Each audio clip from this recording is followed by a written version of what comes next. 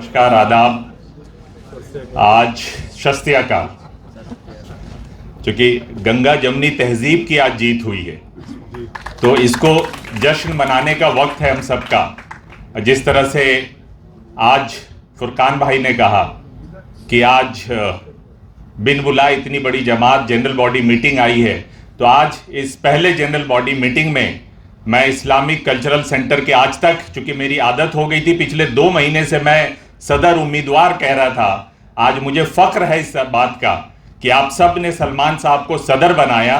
तो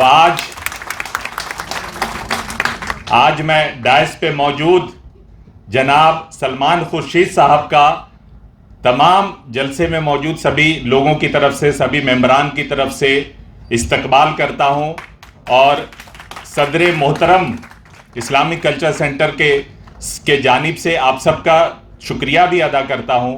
यहाँ नायब सदर फुरकान भाई पिछले 2 महीने से कंधा मिलाकर पूरे टीम के साथ आपने कभी लखनऊ, कभी अलीगढ़, कभी मुंबई, हर जगह हम लोगों ने मीटिंग की।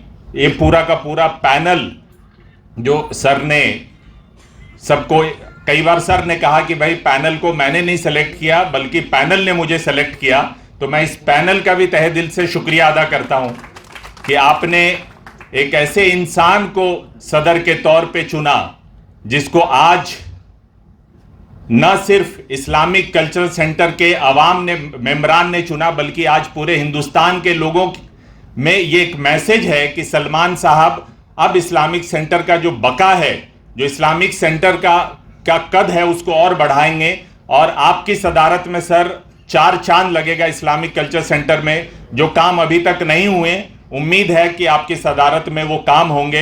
ये सफ़र 2 महीना पहले शुरू हुआ था और पहली बार ऐसा हुआ था कि लोगों ने, हम सब ने मिलकर सलमान साहब को परसुएड किया था, मनाया था कि सर ये वक्त है, आपको आगे आना चाहिए। इसमें डॉक्टर शकीलुज़्ज़मान अंसारी साहब का भी बहुत बड़ा रोल है।